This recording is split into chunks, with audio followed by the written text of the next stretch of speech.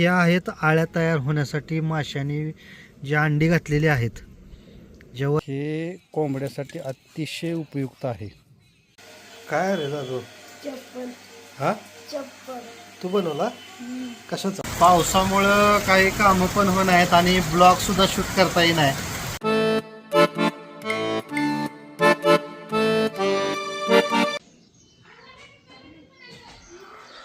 काय जातोय? चप्पल कशाचं बनवलंस? खोक्याचा. कागदाचा?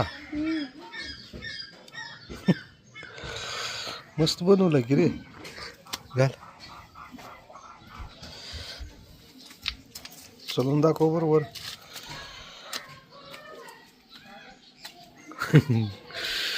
ये महागारी.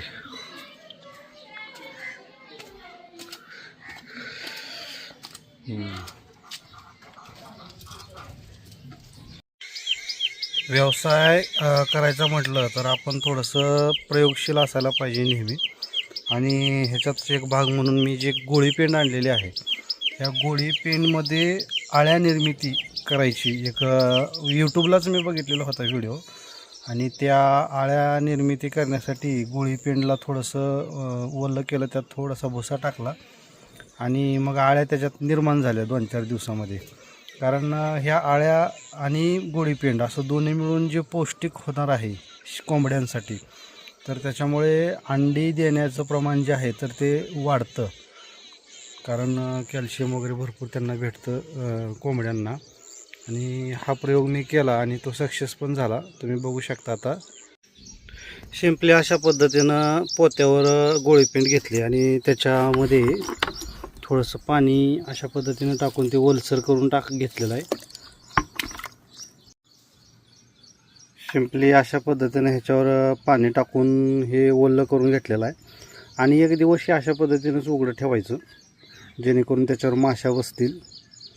आणि दुसऱ्या दिवशी जे आहे तर हे पोतं जे आहे ते थोडंसं झाकायचं. 3ऱ्या ते 4थ्या दिवसामध्ये लगेच आपल्याला इथं आळ्या दिसून येतात. अशा प्रकारचे कीटक तयार करून जेव्हा आपण कोंबड्यांना देतो किंवा कोंबड्या असे किडे वगैरे खातात, त्याच्यामुळे त्यांच्यामध्ये अंड्याचं प्रमाण वाढतं. म्हणजे अंडं देण्याचं प्रमाण जे आहे तर ते जास्त वाढतं. कॅल्शियमची मात्रा त्यांच्यामध्ये भरपूर आल्यामुळं अंडं देऊ शकतात त्या भरपूर. त्याच्यामुळं अशा पद्धतीनं थोडे प्रयोग करून आपण आपलं उत्पादन जे आहे तर ते वाढवू शकतो.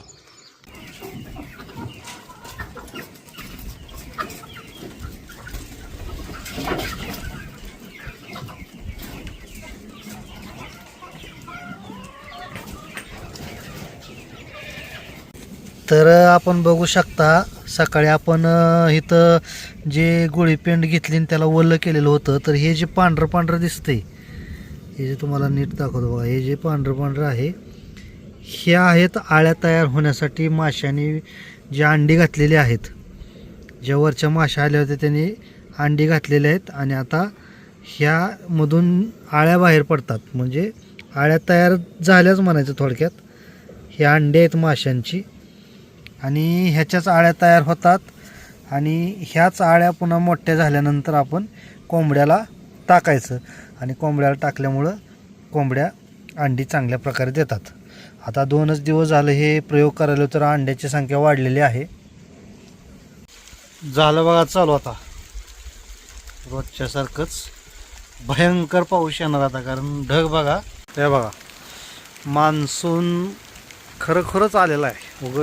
अवकाळी वगैरे म्हणून काय उपयोग नाही, कारण ह्या पाऊस काही थांबायला तयार नाही. आता हा इतका पाऊस होणार आहे थोड्याच वेळात, भयंकर. कारण ढग एवढे आलेले आहेत बघा. पवनचक्कीसुद्धा आता वरचे पाते दिसना झालेत बघा.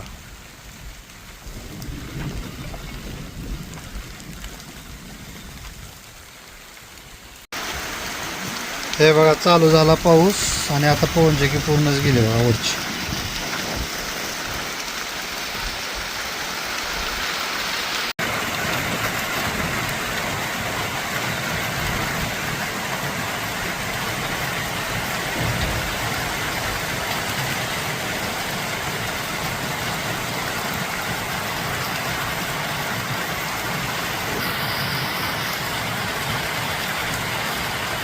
पावसामुळं काही कामं पण होत आहेत आणि ब्लॉगसुद्धा शूट करता येत नाही, कारण कंटिन्यू पाऊस असल्यामुळे बाकीचं काही सूचना झाली सध्या तरी. दिवस अख्खाच्या अख्खा असा चालू आहे, एकही सेकंद पाऊस बंद नाही.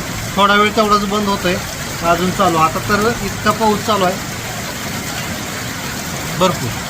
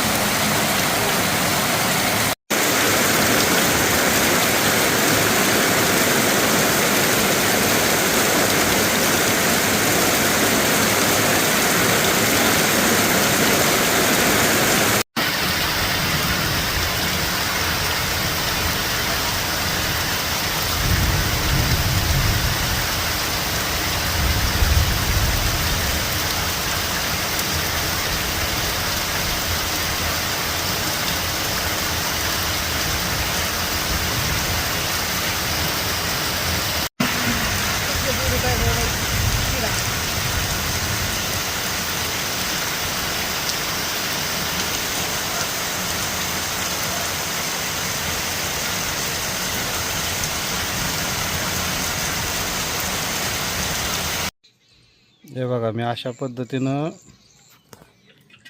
हे ओलं करून पोत्यामध्ये गोणपाटामध्ये ठेवलेलं होतं. तर ह्याच्यामध्ये आता अळ्या झालेल्या आहेत, तुम्ही बघू शकता. हे पहा,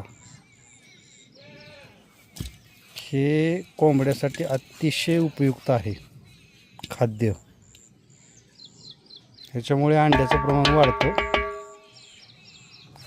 थोडासा वास येतो ह्याचा, पण ते ठेवून द्यायचं आपण पटकन, म्हणजे कोंबड्या खाऊन टाकतात. आणि ह्याच्यामुळे जो पौष्टिक आहार आहे कोंबड्यांसाठी तर तो मिळतोय. हे पहा, कोंबड्या एकदम आवडीने खातात.